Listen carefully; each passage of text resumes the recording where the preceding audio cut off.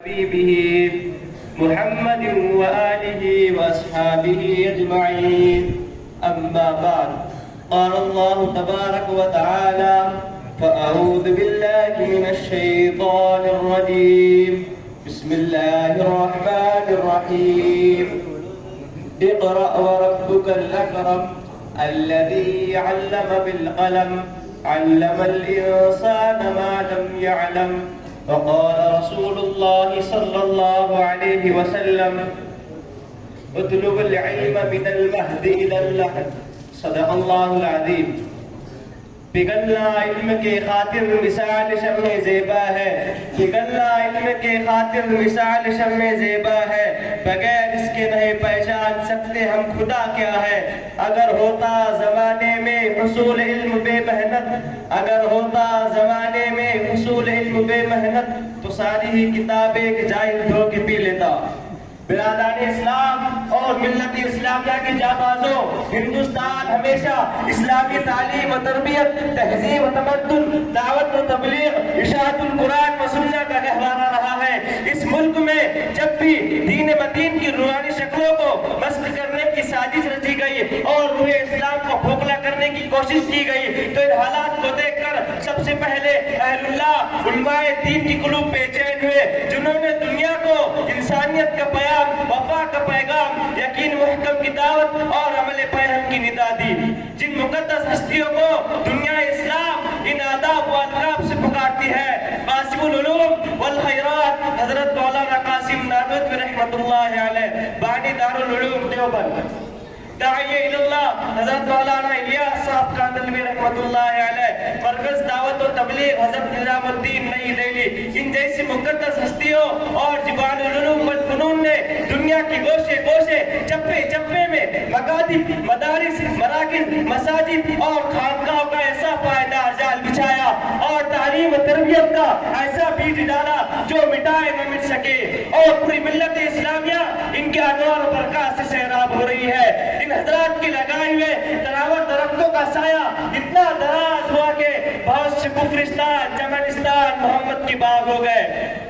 یہ مدارس اسلامیہ دین کے قلعے اور بنیادی اساس ہے محترم حضرات مدارس اسلامیہ اسلامی کلچر اور ثقافت کے آئینے دار ہے یہ اخلاص و اخلاق اور ایمان یقین کے سرچشمے ہے مدرسہ و کارخانہ ہے جہاں دین کے دائی اسلام کے سپاہی تیار کیے جاتے ہیں مدرسہ و فیکٹری ہے جہاں قلب و نگاہ دماغ و ذہن کو اسلامی سانچوں میں ڈالا جاتا ہے مدرسہ و جگہ ہے جہاں سے شریعت اسلامیہ کا نفاذ ہوتا ہے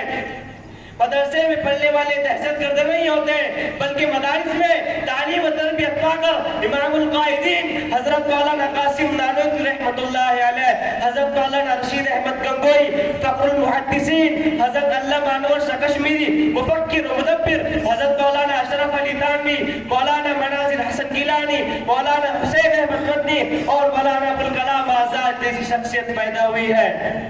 مدارس سے ہوتے ہیں علم کے کوہ گرا پیدا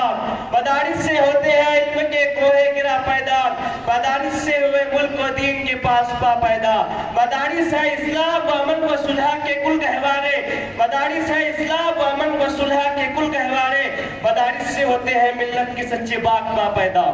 الغرض اسلام کا بغیر علم کے پایا جانا بہت ہی مشکل ہے جس طرح مچھلی بغیر پانی کے زندہ نہیں رہ سکتی اسی طرح اسلام بغیر علم کے برقرار نہیں رہ سکتا اگر علم کا چشمہ خشک ہو جائے تو پورے دین اسلام قدم گھٹنے لگے گا حضرات گرامی دراصل مدارس اسلامیہ میں اسلام کی پودوں کی آبیاری کی جاتی ہے اور پھر وہاں سے اسلام کی سپاہی مبلغ و مفسر محدث و محقق عالم میں جا کر اسلام کی دعوت و تبلیغ میں مشغول ہو جاتے ہیں گلشن اسلامیہ کے شگفتہ بولو تم ہی قوم کے لیڈر بننے والے ہو اور تم ہی قوم کا سرمایہ ہو اور تمہاری جذبات پر قربانیوں کی عمارتیں کھڑی کی جاتی ہے اور تمہاری قول بیان پر عزائم کی بنیاد کھڑی کی جاتی ہے تم ساری بھٹکی قوم کیا ہو تم بے دست و پا لوگوں کیا ہو تمہاری کی منتظر ہے یہ اور تم ان خدامست بزرگوں کی چھاؤں میں تربیت یافتہ ہو جنہوں نے اسلام دشمن کو اپنے حرارتی ایمانی سے پگھلا کر اور انگریزوں کی آہنی دیوار کو اپنے جذباتی ایمانی کی بھڑکتے شعلوں سے گرا کر اعلان کر دیا اے اسلام کے خلاف آواز اٹھانے والوں سمجھ جاؤ اپنے ارادوں سے بعد آ جاؤ اپنے ہاتھوں کو روک لو اور اپنے اپنے ذہنوں کو اس کے خلاف سوچنے سے بچا لو۔ تم یہ سمجھتے ہو کہ تاثیر اسلام ختم ہو چکی، ہرگز نہیں۔ اسلام آج بھی وہ بادل ہے جس میں مادہ آتش و فشاں پنہا ہے، اور وہ رات کا ڈھیر جس میں ایسی نبی چنگاری جو خرمن کفر کے لیے آتش نمرود سے کم نہیں، اور وہ ایسا سمندر ہے جس کی لہروں کی ہر ایک کروٹ ایک نئے انقلاب کا پیغام دیتی ہے۔ اسلام کی فطرت میں قدرت نے لچک دی ہے، اسلام کی فطرت میں قدرت نے لچک دی ہے، جتنا کہ دباؤ گے اتنا یہ ابھرے گا۔ ہمدردان قوم ملت اور شان محمدی کے پروانوں، تم اپنی خوابیدہ صلاحیتوں کو اجاگر کرو، تم محمد بن قاسم جیسا جذبہ پیدا کرو، اور اگر ایسا وقت آ جائے کہ انسانیت مضطرب ہو اور اسلام کو آگ لگنے کا اندیشہ ہو تو آگ میں کود جانا، سمندر میں شراک لگانے، تپتے ہوئے سیلاب کو رک کرنے، شعلے بنتے ریگستان میں نعرہ تکبیر بلند کرنے اور پہاڑوں سے ٹکرانے میں درک نہ کرنا۔ تم اپنے خون کے آخری قطرے تک دین مصطفیٰ کی گلشن کی آبیاری کرنے اور برفانی میدانوں میں اسلام کے پھول کھلانے، کفر شرک کی ناپاک زمینوں کو بدعات و خرافات کے منحوس چمن کو بے آب وغیرہ ریگستان بنا کر موت کو ہنستے کھیلتے گلے لگا کر اب دین سو جانا۔